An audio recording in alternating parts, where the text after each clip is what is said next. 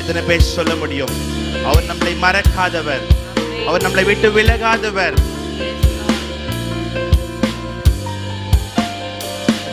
என்ன மறக்காதீங்க, விட்டு விலகாதீங்க.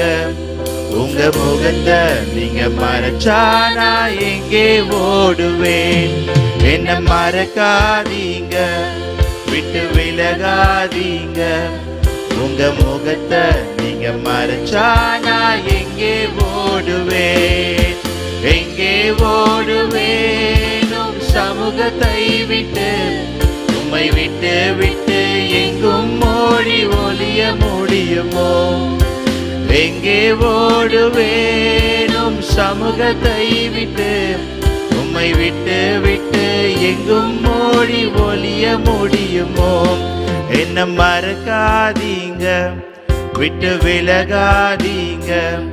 உங்க முகத்தை நீங்க மறைச்சா நான் எங்கே ஓடுவேன்? சேர்ந்து மறக்காதீங்க, விட்டு விலகாதீங்க. உங்க முகத்தை நீங்க மறைச்சா நான் எங்கே ஓடுவேன்? யோனாவை போல நான் அடித்தட்டிலே படுக்கை போட்டாலும் விடமாட்டீரே. யோனாவை போல நான் அடித்தட்டிலே படுக்கை போட்டாலும் விடமாட்டீரே.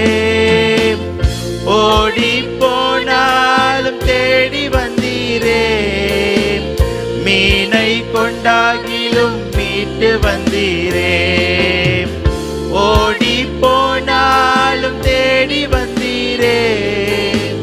மீனை கொண்டாகிலும் மீட்டு. சகோதரனை சகோதரி சேர்ந்து மறக்காதி. எத்தனை பேர் சொல்ல முடியும்? நீங்க மறைச்சா நான் எங்கே ஓடுவேன்? என்ன மறக்காதீங்க, விட்டு விலகாதீங்க. உங்க முகத்தை நீங்க மறைச்சா நான் எங்கே ஓடுவேன்? பேதுரு போலும் உம்மை தெரியாதென்று மறுதலித்தாலும் நீர் விடவில்லையே. பேதுரு போலும் உம்மை தெரியாதென்று மறுதலித்தாலும் நீர் விடவில்லையே. துரோகம் செய்தாலும் தூக்கி விட்டீரே. மந்தை மேய்க்கும்படி உயர்த்தி வைத்தீரே. துரோகம் செய்தாலும் தூக்கி விட்டீரே. மந்தையை மேய்க்கும்படி உயர்த்தி வைத்தீரே. சொல்லுங்களேன். என்ன மறக்காதீங்க, விட்டு விலகாதீங்க.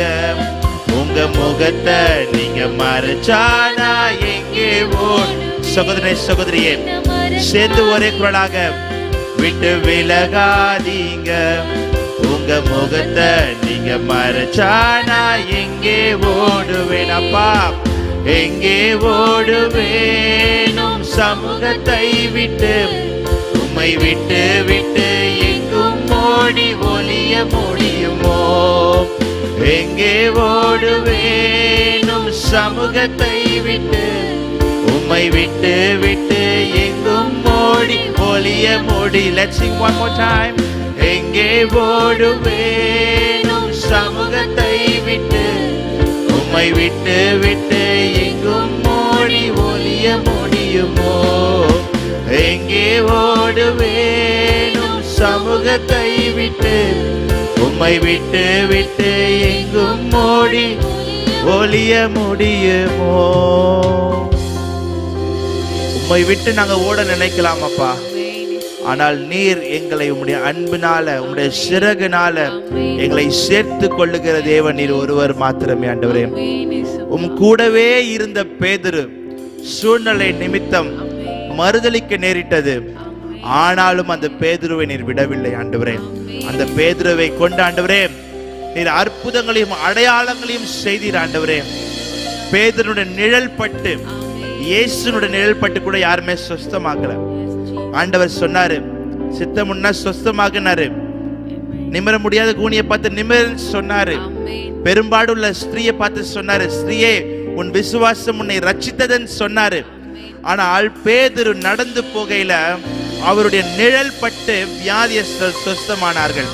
அப்பேற்பட்ட ஒரு வல்லமையை என் தேவன் பேதுரு மேல வைத்திருந்தார்.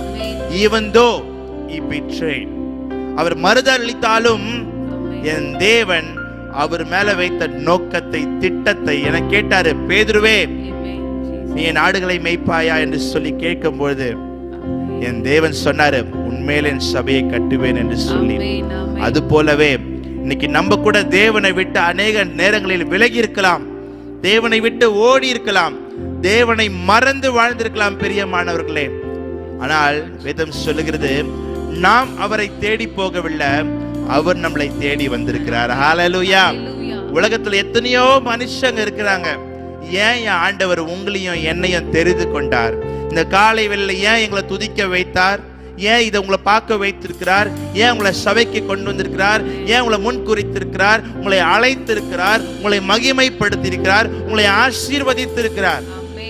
மற்றவர்களை காட்டிலும் தேவன் உங்களை விலையேற பெற்றவர்களாக பார்க்கிறதுனால மாத்திரம்தான் நீங்கள் தெரிந்து கொள்ளப்பட்டிருக்கிறீர்கள். அப்படின்னா பாருங்க, என் தேவன் அவர் உங்களை தேடி வந்திருக்கிறார், நம்ம தேடி போகவில்லை. நமக்கு விசேஷமான காரியங்கள் ஒன்றுமே இல்லை, நம்மளை குறித்து மேன்மை பாராட்டிக் கொள்ள ஒன்றுமே கிடையாது. இந்த சரீரமானது எந்த நேரத்துல அழிவை சந்திக்கும் என்று சொல்லி தெரியாது.